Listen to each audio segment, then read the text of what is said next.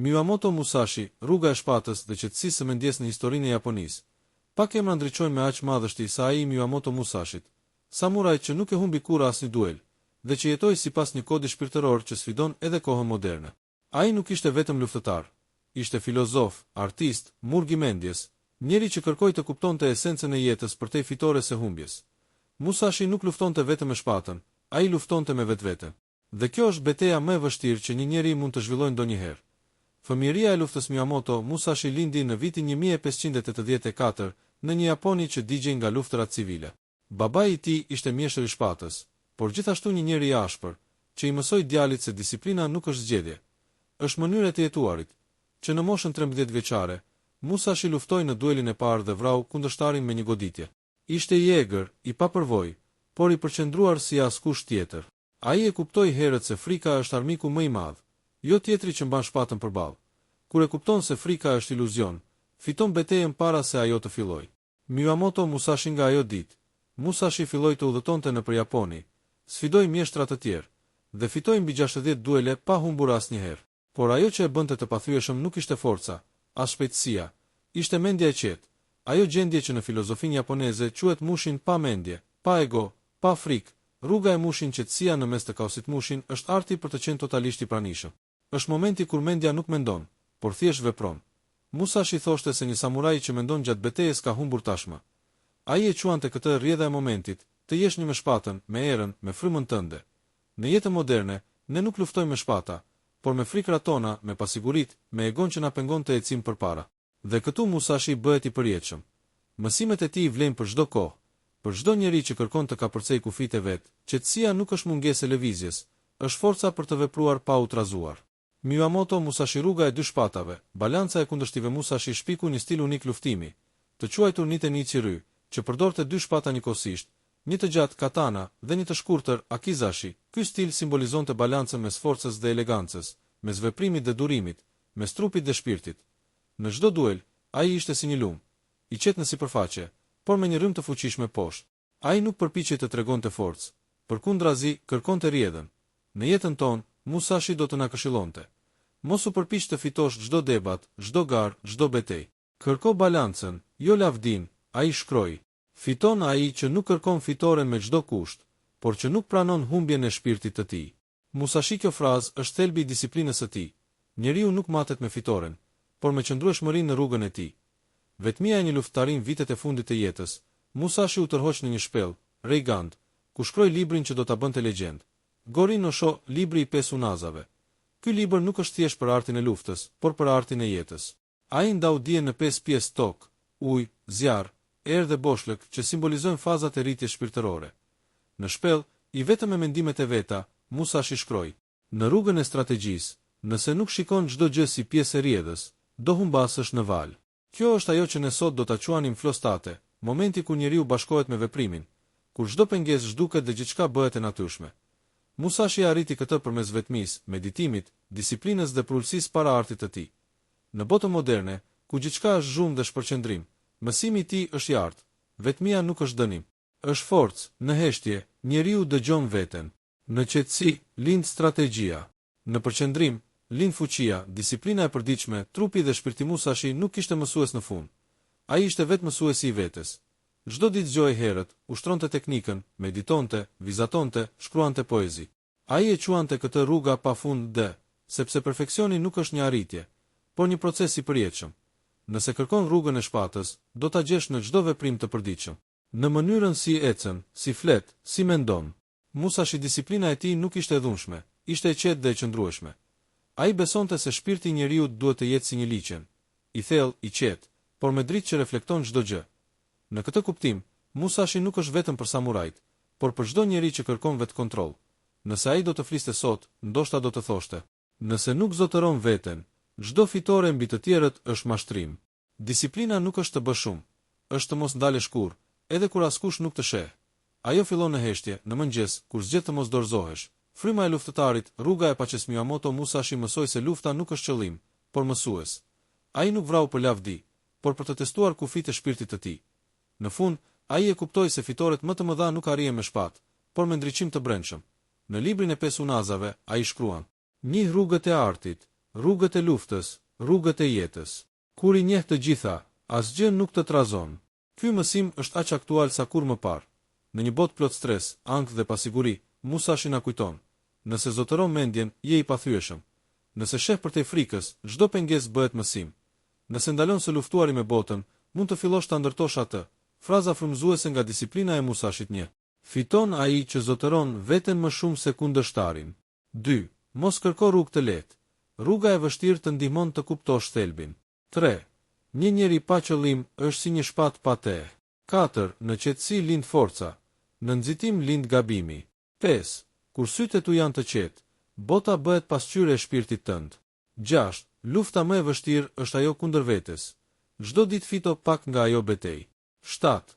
Mos kërko të jesh më i fortë se të tjerët, bëhu më i fortë se dje. 8. Zotëro mendjen, përpara se mendja të zotërojë ty. 9. Një shpatë e fortë pa shpirt të qetë është si erë pa drejtim. 10. Jeta është duel me kohën, mos e humb asnjë sekond. Musashi dhe disiplina e vetes, betejë e përditshmëse do të përkthenim filozofinë e Miyamoto Musashit në gjuhën e sotme. Ajo do të tingëllonte kështu: mos prit motivim. Bëje detyrën tënde, çdo ditë, pa ankesa, pa frikë, pa justifikime. Kjo është esenca e Bushidos, kodi i samurajt, dhe është thelbi i çdo suksesi të vërtetë. Në epokën moderne, ne kemi zëvendësuar luftën me shpatë me betejë të tjera. Betejë për sukses, për qetësi shpirtërore, për identitet.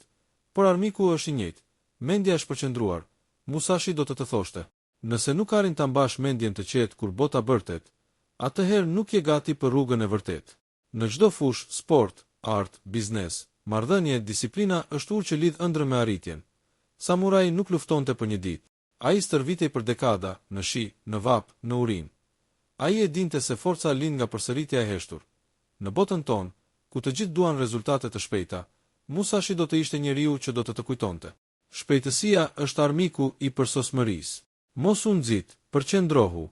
Bushido dhe jeta e sotme, nderi si mënyrë jetese, kodi i Bushido, nuk ishte thjesht një listë rregullash për samurajt. Ishte rrugë morale, një mënyrë për të ndërtuar karakterin. Ai përfshinte 7 virtyte: nder, besnikëri, guxim, drejtësi, përulësi, mëshirë dhe respekt. Këto virtyte, në kohën tonë të materializmit, janë bërë më të ralla se kur. Musashi nuk ishte pasuri, nuk kërkonte lavdi, as duar trokitje. Ai kërkonte përsosmëri brenda vetes. Nëse do të jetonte sot, do të thoshte: nderi nuk blihet me para. Ai ndërtohet me veprime të heshtura që askush nuk i sheh. Në një botë ku njerëzit matin suksesin me numra, Musashi do të kujtonte se njeriu matet me karakter. Çdo ditë, pyet veten: apo e ndjek rrugën time me ndershmëri, apo po kërkoj rrugën më të shkurtër? Nëse zgjedh rrugën e gjatë, por të drejtë, ti je tashmë fitimtar. Sepse disiplina, në fund, është një formë dashurie për të vërtetën. Arti si shpatë, bukuria e përqendrimit shumë nuk e din se përveç luftëtarit, Musashi ishte edhe piktor, kalligraf dhe poet në dorën e tij. Furça kishte të njëjtin respekt si shpata. Ai thoshte se arti dhe lufta janë dy rrugë që çojnë në të njëjtin maj. Përqendrimin absolut në një poezi. Të tij ai shkruante: në çdo goditje të furçës gjendet fryma e betejës. Në çdo heshtje të shpatës gjendet bukuria e shpirtit. Kjo është filozofia e përqendrimit. Kur bën diçka, bëje me gjithë shpirtin. Nëse je në punë, mos mendo për pushimin. Nëse je me familjen, mos mendo për telefonin. Nëse je duke luftuar, mos mendo për frikën. Ky është mushin mendja pa mendime, momenti kur njeriu zhduket brenda veprimit. Musashi besonte se vetëm atëherë lind përsosmëria. Nëse je një njeri që ndjek shumë rrugë, nuk do të arrish asnjëra. Zgjidh një dhe zbatoje derisa të bëhet fryma jote. Musashi, disiplina e vetmisë të mësosh të jesh me veten shpellën Reigand. Ku kaloi vitet e fundit, Musashi jetonte në qetësi totale. Ai nuk kishte luks, nuk kishte shërbëtor, as zhurmë. Vetëm heshtje, një shpatë, një furçë dhe fryma e tij. Për shumë njerëz, vetmia është frikë. Për Musashin ishte pastrim, ai shkroi: në heshtje dëgjon të gjitha përgjigjet që zhurma i fsheh. Kjo është një nga mësimet më të thella që mund të marrim nga ai. Ne kemi frikë nga vetmia, sepse nuk duam të përballemi me veten. Por njeriu që e njeh veten, është i lirë nga çdo frikë. Në atë qetësi lind forca, durimi, qëndrueshmëria. Sot, Musashi do të këshillonte: shkputu nga zhurma për disa orë çdo ditë. Mbyll telefonin, shko në natyrë, dëgjoj frymën tënde. Aty fillon rruga e samurajit të brendshëm. Mësime për jetën dhe suksesin një. Rruga e gjatë është e vetmja që të formon. Mos kërko shkurtore. Çdo përpjekje, çdo dështim, çdo gabim është pjesë e formimit tënd. 2. Lufto çdo ditë me dembelizmin. Armiku yt nuk është tjetri, është mospërqendrimi yt, është ajo zë që të thot nesër. 3. Respekto mësuesin, por mos e kopjo. Musashi mësoi nga të gjithë, por ndoqi rrugën e vet. Krijo versionin tënd. Mos jeto në hijen e askujt. 4. Mëso të pranosh vuajtjen si mësim. Ai thoshte, nëse friksohesh nga dhimbja, nuk do njohësh kur forcën. Çdo sfidë është provë që të mpreh shpirtin si shpatë. 5. Jeto me qetësi, vepro me vendosmëri. Samurajt i vërtet nuk bërtet, nuk ankohet, nuk shfaq frikë. Ai vepron me qetësi, sepse njeh rrugën e vet. Mushi në jetën moderne në kohën e Musashit. Mushin ishte sekreti i fitores në duel. Sot është sekreti i fitores në jetë. Çfarë do të thotë kjo? Të jesh në punë dhe të mos shpërqendrohesh. Të jesh në krizë dhe të mos reagosh me panik. Të përballesh me vështirësi dhe të qëndrosh i qetë. Kur e ushtron këtë gjendje çdo ditë, bëhesh si uji që përshtatet me çdo enë. Musashi e quante këtë forca pa formë. Bëhu si uji, merr formën e çdo gjëje, por mos humb kur thelbin tënd. Në një botë që ndryshon çdo ditë, vetëm ai që mbetet i qetë dhe fleksibël mbijeton. Kjo është mësimi më i madh që na ka lënë samuraiu më i madh i Japonisë. Luftëtari i heshtur, trashëgimia e shpirtit. Kur Musashi vdiq në vitin 1645, nuk kishte pasuri, as ushtar, as fam botërore. Por la pas një trashëgimi që kalon kufit e kohës, rrugën e vetzotërimit. Në fund të librit të 5 unazave, ai shkruan një rresht që i përmbledh të gjitha mësimet e tij. Nëse e kupton thelbin e një gjëje, do ta kuptosh thelbin e gjithçkaje. Ai nuk i referohej vetëm shpatës. Ai fliste për jetën vet. Nëse e kupton vetveten, nëse arrin të zotërosh mendjen, nuk ka asgjë që mund të të mposhtë. Fraza frymëzuese, trashëgimia e Musashit 1. Çdo ditë është duel me versionin e djeshëm të vetes. 2. Në qetësi gjen drejtimin. Në zhurmë humb vetveten. 3. Luftëtari i vërtet nuk ka nevojë të dëshmojë asgjë. Praninë e tij e ndjen edhe heshtja. 4. Nëse nuk ke disiplina për të përballur me vështirësi, do kesh frikë nga çdo betejë. 5. Fitoria nuk është një moment, është një mënyrë jetese. 6. Mos kërko lavdi, kërko mjeshtëri.